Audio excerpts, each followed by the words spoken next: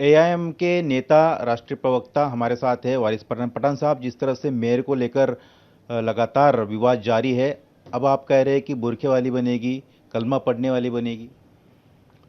देखिए, संविधान क्या बोलता है? संविधान में लिखा है क्या ये बनेगी वो बनेगी? जिसको मुंबई कर वोटों से नवाजेगा वो बनेगा। मगर ये बीजेपी के जो नेता आए दिन असंवैधानिक बातें करते हैं ना कि नहीं, इन्होंने क्या कहा, आई लव महादेव बोलने वाला ही मेयर बनेगा। तो मैंने जवाब दिया, संविधान इक्वलिटी की बात करता है, बराबरी की बात करता है। तो मैंने जवाब दिया इनको कि भाई अगर ये बोलते आई लव महादेव वाला बनेगा तो मैं बोलता आई लव मोहम्मद सल्लल्लाहु अलैहि वसल्लम बोलने वाला क्यों नहीं? क्यों कोई खान पठान शेख सैयद अंसारी कुरैशी नहीं बन सकता? बन सकता है। क्यों कोई हिजाब पहनने वाली मुस्लिम मुंबईकर महिला नहीं बन सकती? बन सकती। मैंने ये तो नहीं बोला कि पाकिस्तान की हिजाब वाली बनेगी, अफगानिस्तान की हिजाब वाली बनेगी। मैं तो यहाँ वाली की बात कर रहा हूँ ना, जो प्राउड भारतीय मुसलमान प्राउड मुंबईकर है मुस्लिम, वो बन सकती। और पहली बार हो रहा है क्या? आपके बयान को लेकर मुख्यमंत्री ने आपका नाम लिया और कहा कि जब वारिस पठान बोलते हैं कि बुरखे वाली मेयर बनेगी, हिजाब वाली बनेगी, कलमा वाली पढ़ने वाली बनेगी, तो उद्धव ठाकरे की बोलती क्यों बंद हो जाती, कांग्रेस की बोलती क्यों बंद हो जाती? वो लोग क्यों नहीं बोलते कि हाँ बनेगी, नहीं बनेगी? देखिए साहब, महाराष्ट्र के मुख्यमंत्री देवेंद्र फडणवीस जी संविधान की शपथ लेकर मुख्यमंत्री बने, मगर संविधान का पालन नहीं कर रहे हैं। वो संविधान में कहाँ लिखा है कि कौन बनेगा? मैं तो इनकी बात का जवाब दिया कि बन सकता है। पहले भी देश का प्रेसिडेंट बन सकता है मुसलमान, वाइस प्रेसिडेंट बन सकता है, सुप्रीम कोर्ट का चीफ जस्टिस बन सकता है, गवर्नर बन सकता है, मेंबर ऑफ पार्लियामेंट बन सकता है एक मुसलमान, एमएलए बन सकता है। और महाराष्ट्र में पहले मेयर बन चुके, महाराष्ट्र के मुख्यमंत्री ए.आर. अंतुले साहब मुसलमान थे, बन चुके। तो क्यों नहीं बन सकता? ये बीजेपी वाले दादागिरी और धांधली करते ना, नहीं यही बनेगा, आई लव महादेव वाला बोलने वाला ही बनेगा। तो मैं बोलता हूं ये असंवैधानिक बात है और मैं इनको बराबर जवाब देता हूं। तो मुख्यमंत्री जी को संविधान देख लेना वो चाहिए। बोल रहे हैं कि मुंबई का मेयर हिंदू बनेगा, मराठी बनेगा।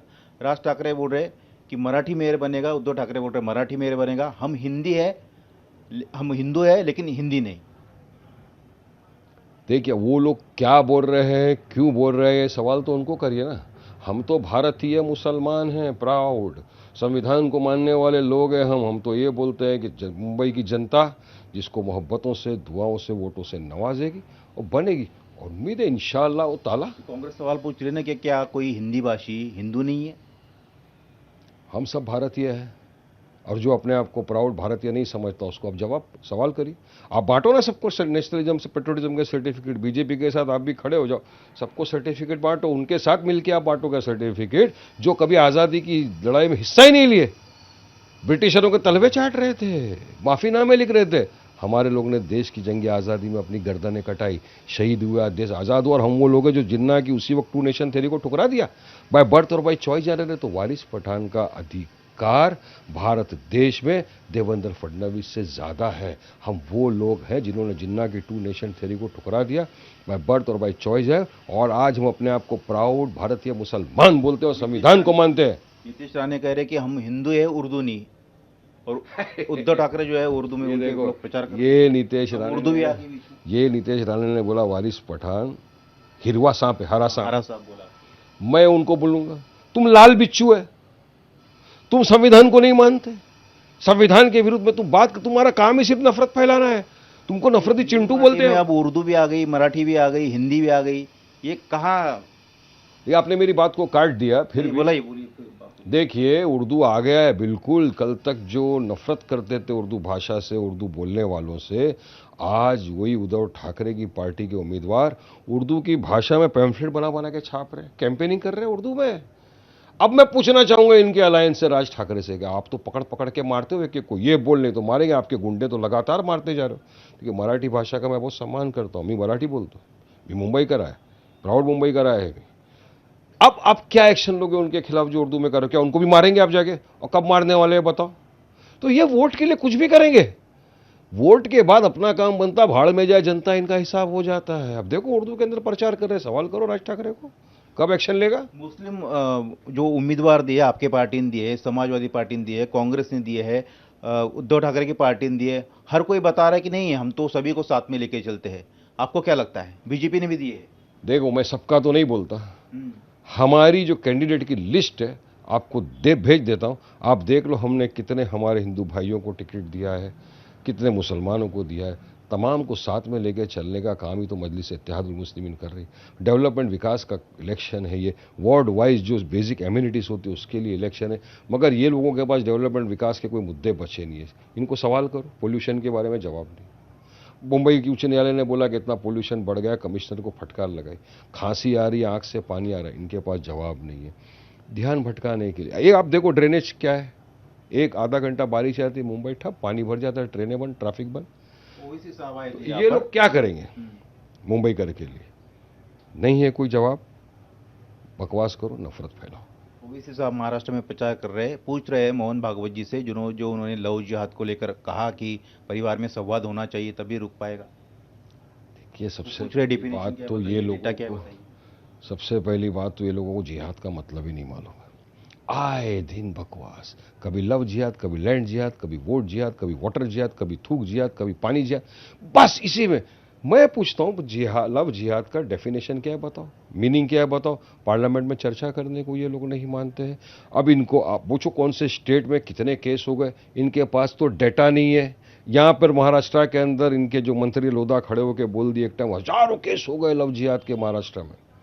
खोदा पहाड़ निकला चूहा, कुछ भी नहीं है अभी, कुछ नहीं है। लव जिहाद क्या है? क्या एक 18, 19, 20 साल का युवा या युवती अपनी मर्जी से, अपनी पसंद से किसी से प्रेम करे, जो कानून उसको इजाजत देता है, क्या गलत है क्या? वो अपनी मर्जी से अगर वो शादी करना चाहते हैं, क्या गलत? अब प्यार भी आपको पूछ के करेंगे, शादी भी आपको पूछ के करेंगे क्या? और क्या बीजेपी के मंत्रियों ने नहीं किया? कि बीजेपी के कितने मंत्रियों ने जो मुसलमान रहते हुए नॉन मुस्लिमों से शादी किए, सब जिहाद था क्या? बॉलीवुड के सुपरस्टार्स, आज भी बॉलीवुड में बहुत सारे सुपरस्टार्स हैं जिन्होंने मुसलमान होते हुए नॉन मुस्लिम से शादी की है, इनको भी क्या जिहाद बोलेंगे?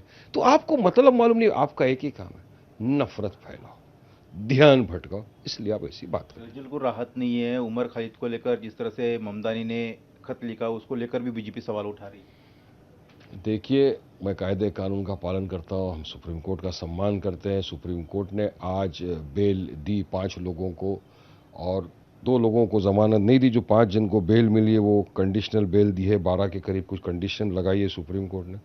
और जो शर्जील इमाम और उमर खालिद है उनको जमानत देने से इनकार किया और 1 साल का कहा कि ट्रायल नहीं होगा तो फिर देखेंगे। मतलब मैं एज अ लॉयर बता सकता हूँ कि 1 साल तक शायद बेल मुश्किल है, हम तो चाहेंगे कि जल्दी छूट जाए। मगर यही सुप्रीम कोर्ट ने हमेशा से बार बार कहा है कि bail is the rule, jail is the exception, हमेशा हर मैटर में। यहाँ तक कि उन्होंने आर्टिकल 21 जो है right to life and liberties की बात करता है। सुप्रीम कोर्ट ने यूएपी के तहत अरेस्ट थे जलालुद्दीन, उनको 2024 में बेल ग्रांट किया, यही बोल के bail is rule, jail exceptions, UAP के केस में। और इतना ही नहीं, सुप्रीम कोर्ट ने तो ऐसे लोगों को छोड़ा है जो सख्त बलात्कारी, राम रहीम 15वीं मरतबा पेरोल पे आया, जितनी मरतबा जेल में नहीं रहे उससे ज़्यादा वो बाहर घूम रहे हो। कानून का मजाक नहीं है क्या ये? है तो सुप्रीम कोर्ट है। अब हम तो चाहेंगे कि जितने भी बेगुनाह बेकसूर लोग जेलों के अंदर बंद हैं उसको जल्दी से रिहा। देखो ट्रायल नहीं शुरू हुआ, देखो ट्रायल शुरू होगा कब खत्म होगा, कब बेल पर आएंगे। इसलिए bail is a rule, jail is an exception, यही तो सुप्रीम कोर्ट ने बार बार कहा। आपसे पूछना चाहूंगा कि फडणवीस जी कह रहे हैं अपने भाषण में कि मुंबई में रोहिंग्या बांग्लादेशी जो है उनको वो यहाँ से वो खदेड़ेंगे, इस्लामीकरण जो है मुंबई का नहीं बनने देंगे, बीजेपी कह रही है। ये असंवैधानिक बात है ना। आप मुझे बताइए कितने बांग्लादेशी रोहिंग्या वाले आए, आंकड़ा है क्या सरकार के पास?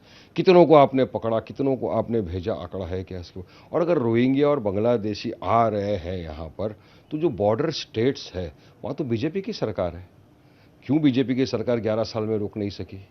अगर ये आ रहे हैं घुसपैठी तो जवाबदारी सरकार की बनती थी। और अगर आप अपनी जवाबदारी पूरी तरह से नहीं निभा सकते तो आपको रिजाइन दे देना चाहिए। अरे इतना नहीं, यूपी के तो मिनिस्टर जो है चीफ मिनिस्टर, उन्होंने तो डिवाइस दे के रखा है, हरा रंग हो रहा है ऐसा बोल रहे हैं, आपको लगता है हरा ने? रंग? सुनो, यूपी के चीफ मिनिस्टर ने डिवाइस दे के रखा हुआ है, कमर पे लगाओ मालूम पड़ेगा बांग्लादेशी है कि नहीं है। फिर क्या है लगा के रखा है, क्या है इसे? तो आंकड़े फाकड़े कुछ है नहीं, चुनाव का टाइम है, मेन मुद्दों से ध्यान भटकाना, इसलिए ध्रुवीकरण कर रहे हैं। जी, शुक्रिया हमसे बात करने के लिए। तो ये थे वारिस पठान, एमआईएम के नेता, जिन्होंने कहा कि बीजेपी को सिर्फ ध्रुवीकरण करना है, इसलिए विकास के मुद्दे से ध्यान भटकाने के लिए तमाम मुद्दे उठाए जा रहे हैं। कैमरामैन अरुण देव के साथ सचिन चौधरी, इंडिया टीवी, मुंबई।